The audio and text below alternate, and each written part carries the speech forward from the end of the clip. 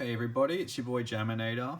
Today I'm going to be making a video to show everyone how I invest and how I collect Pokemon cards. So I've been doing it for quite a long time. Just like to point out that this is not financial advice. I'm not going to be telling you how you should do this. This is purely all my own experience.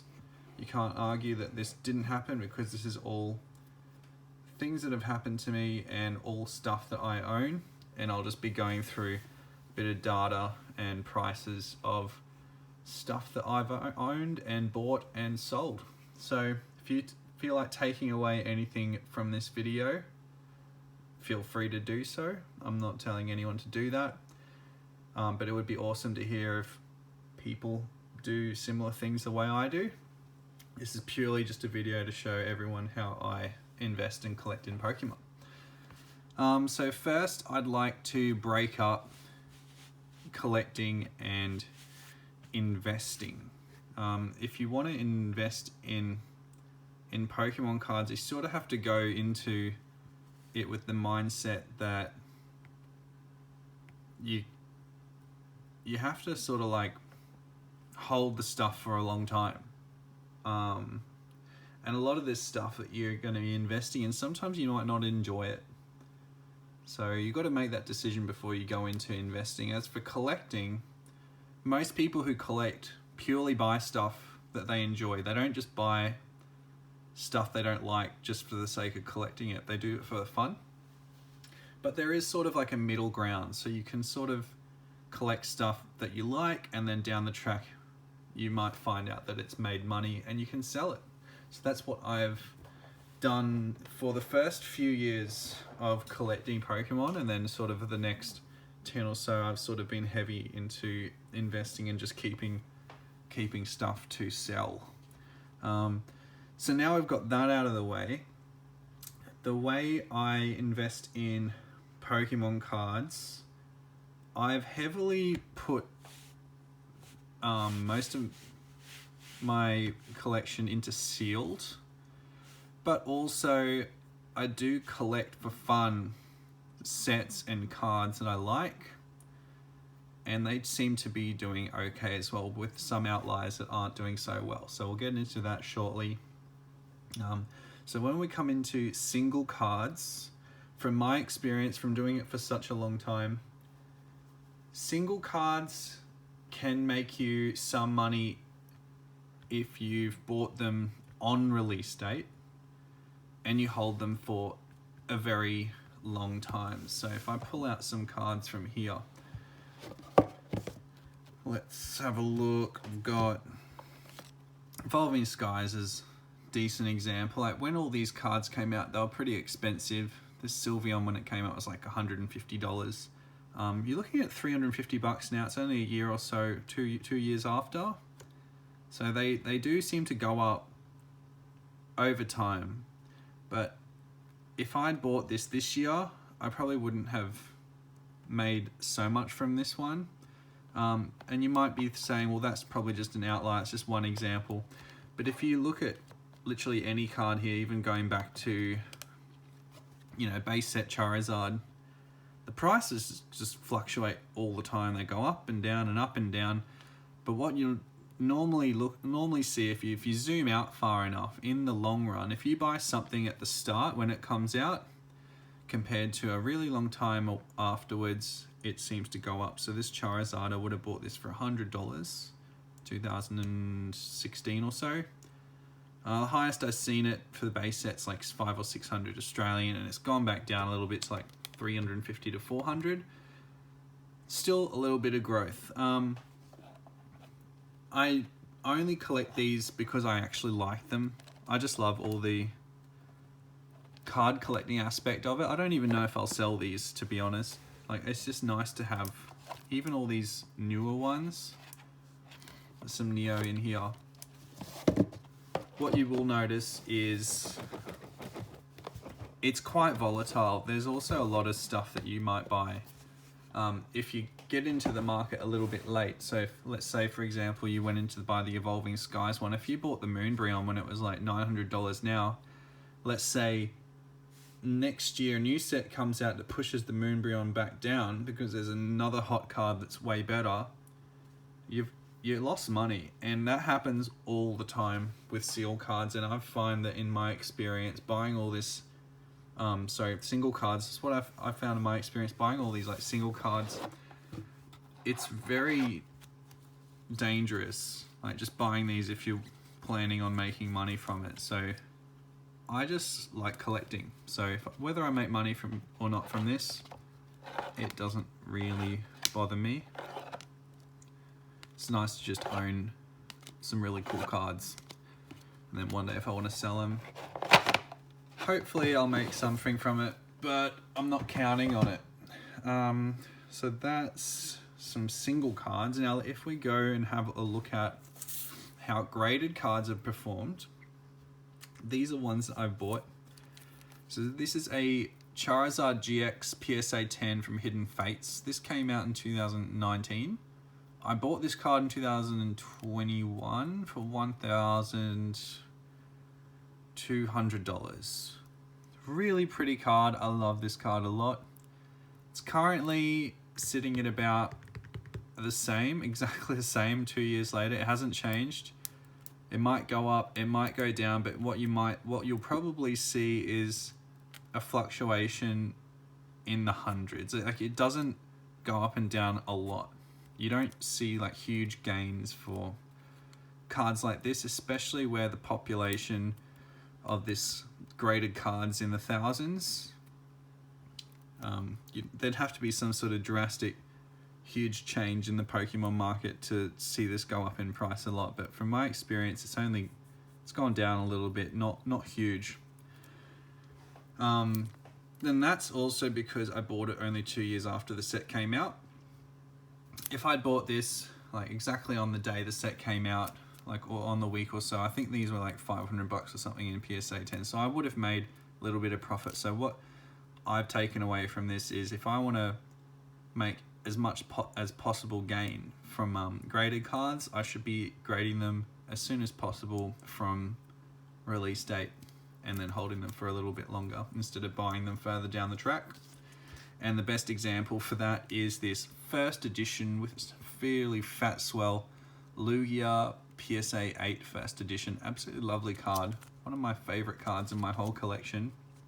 I paid $3,000 for this card, and currently it's sitting at $1,200. So I bought this in 2020, 3 years ago, and it's a card from 2000. So it is 20 years old at the time that I bought it, and since I bought it, it's went down $1,500. So what I've noticed from this, and also a lot of the other vintage cards follow suit, because they're quite old, they've already been in the market for such a long time and been able to make quite a lot of gain.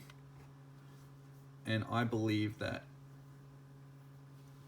I sort of made a loss. Like, it's just like random market movements, but I think that was the risk I was taking. It was bound to happen.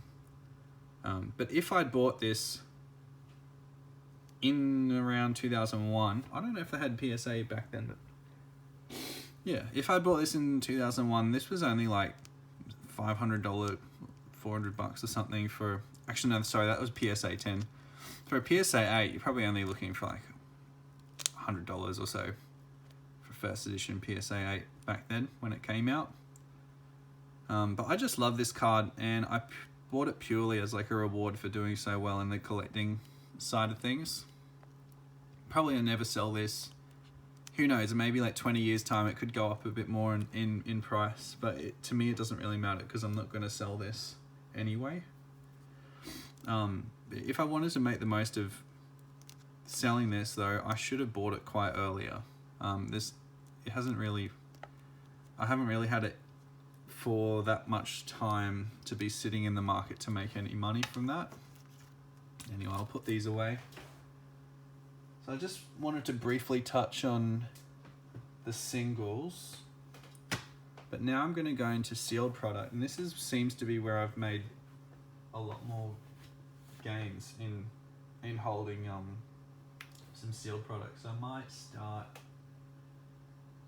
with more modern stuff. Yeah, let's chuck these. What have I got? There we go. There's some Vivid Voltage stuff. So I've got a booster pack, Vivid Voltage sealed. This is a, I think this would have just came out of like a booster box or one of these.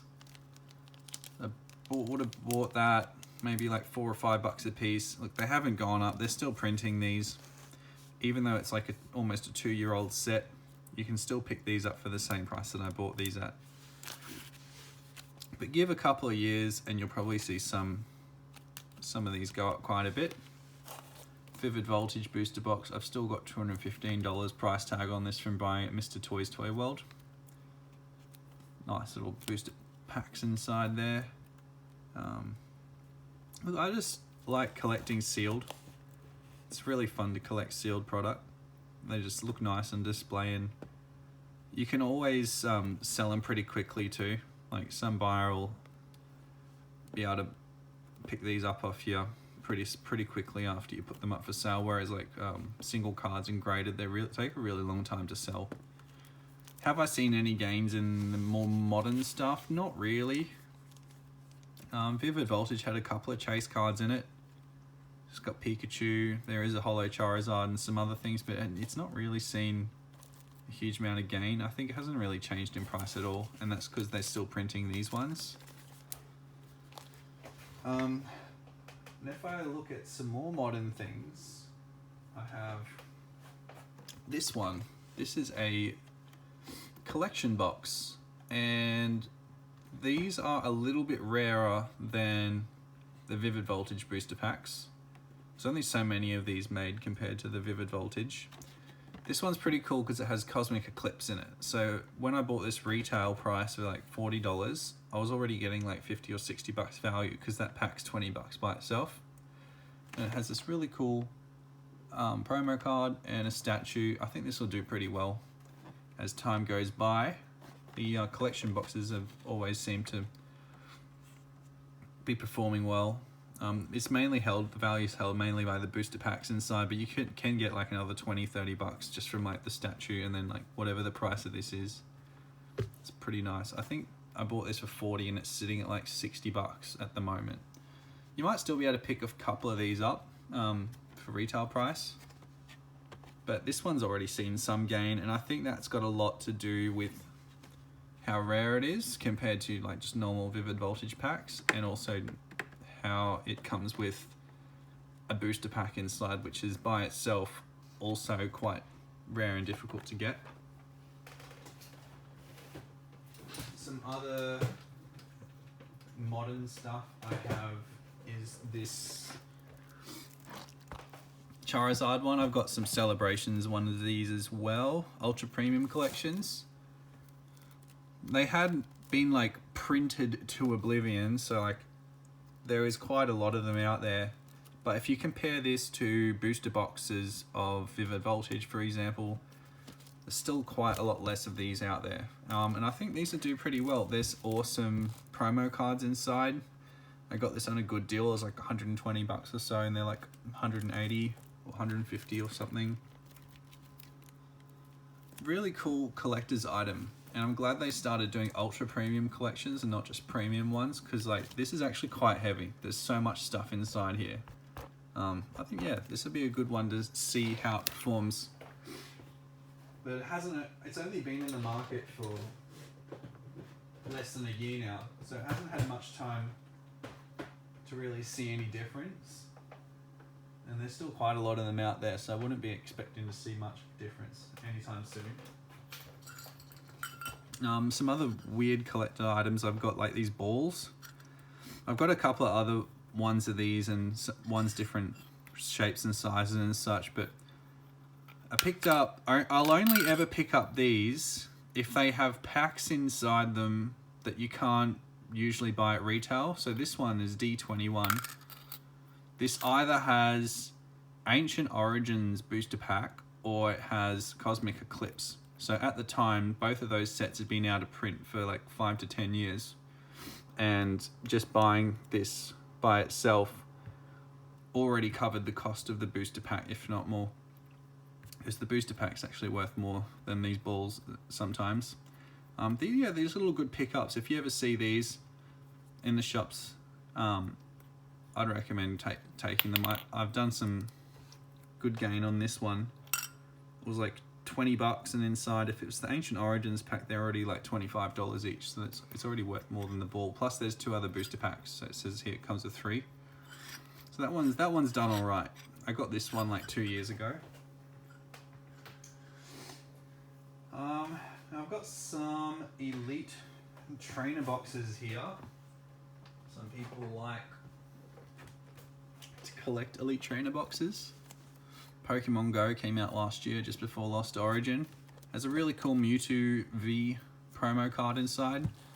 Picked this one up for like 68 bucks. It's still the same, hasn't changed at all. But then it's only been like less than a year since it's been out. It's like that you can still pick these up.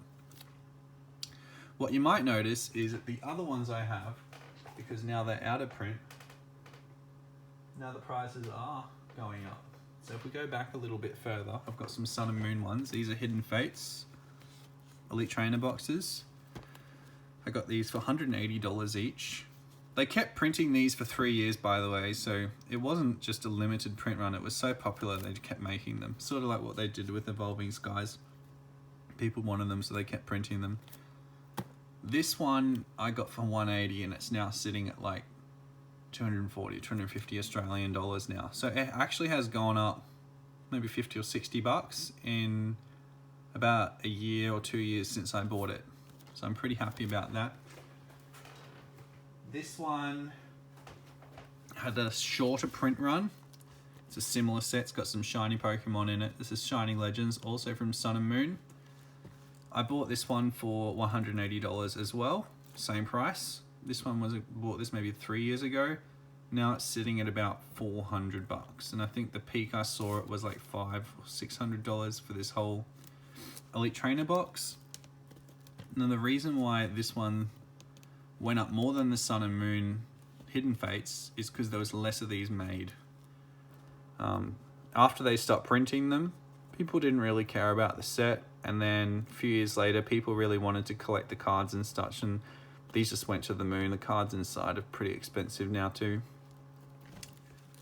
And that is also a Sun and Moon set. So yeah, this one's done all right. So what you notice is with sealed product, the further you go back, the more they go up. They've also have to have some decent cards in the set. There are some exceptions, like with X and Y Fates Collide booster packs are still quite cheap. No, not Fates Collide. Steam Siege. It was a pretty terrible set. It had like Gardevoir, and that's about it. Everything else in it was pretty awful. And that really hasn't gone up at all because no one still wants to open this up. I don't know, maybe in like a few years time Pokemon will just completely fall out of the market and all these will drop, but this is just patterns I've noticed. There's like the older stuff, the stuff that's old is worth more now because it's had more time in the market. That's just what I've noticed. What other old stuff do I have? So I've seen the Vivid Voltage booster box. We'll go back a little bit further from Vivid Voltage. This is a Sun and Moon Lost Thunder booster box. It's a really cool set. It's got Zeraora on the front. There's a Lugia in this set. I don't know if there's a picture somewhere. Yeah, he's on the back. There. Really cool set. Bought this box last year. This came out in 2019. Yeah, 2019. But I bought this box last year, which would be 2022. Got it for about 350 to 400 bucks. It's now $800, so it has gone up. And even though I bought it recently, it has already been quite some time. This has been in the market and it's gone up a little bit. And if I also look at this other booster box I have, X and Y Ancient Origins, This is over 10 years old now, 1,500 bucks, and I bought this only a month or 2 months ago for 1,300, 1,200. It's still going up, and this older stuff seems to go up quite a bit. I think it's pretty cool. This is one of those videos where I don't really plan out what I'm gonna say. I sort of just go along with it, and yeah. So if you take anything away from this, that'd be awesome. Sometimes I don't really know what I'm talking about with these sort of videos, but yeah, these are the old booster boxes, and these have gone up quite a lot. I made the most gain from this, and if I compare this to Elite Trainer boxes or the collection boxes, the booster boxes seem to go up at a much higher rate than those collection boxes and Elite Trainers. The last thing I wanted to show is another secondary item. These are called Build and Battle Kits. They give these out at pre-release events. These are rarer items. So another thing to take note when you're collecting sealed product is a rarer item that's harder to come by might have X amount of booster packs inside, but it's actually worth way more than the value of the booster packs inside because of how rare it is to find this little box. So this Lost Thunder box, you can pick these up for about $100, which means the booster packs are inside about 25 each, and there's like some pre-release kit or whatever. The booster packs of this are only like 15-20 bucks. So if you add 4 booster packs together, you're like $20 to $30 short of wondering why this is worth $100. And what I believe it is because these are quite rare to pick up, quite rare to find. They didn't make as much of these as they did booster boxes and packs. So it comes into play, the rarity of the item also has something to do with the price. Alright, so that is a few of my sealed stuff. With the secondary items like this and collection boxes, just before I finish the video, I just explain that I don't buy all of them. There's some that are just pretty ordinary and terrible, and if they're going to take up space in your house, you may as well get stuff that looks nice to look at. And most of the stuff that looks nice to look at, like these ones, they're actually worth something too. So these ones have gone up maybe like 20 bucks a box since I bought them, and that was about a year or so ago as well. They're the Vaporeon, Jolteon, and Flareon box. So they're the secondary items I also buy. Pick up these ones, but I wouldn't pick up any of like basic V boxes or basic EXs. They just take up so much space, and they've only got like 4 packs in them. You're much better off just getting like a booster box, I reckon. Anyway, this is just a video I thought I'd just chuck up how I collect sealed and single cards, how I invest in Pokemon. Let me know what you think, if you got anything similar, or if you also collect singles, graded cards, or any of that stuff. Yeah, I'd love to hear what you guys do in your collection too. So I'll peace out and see you in the next one.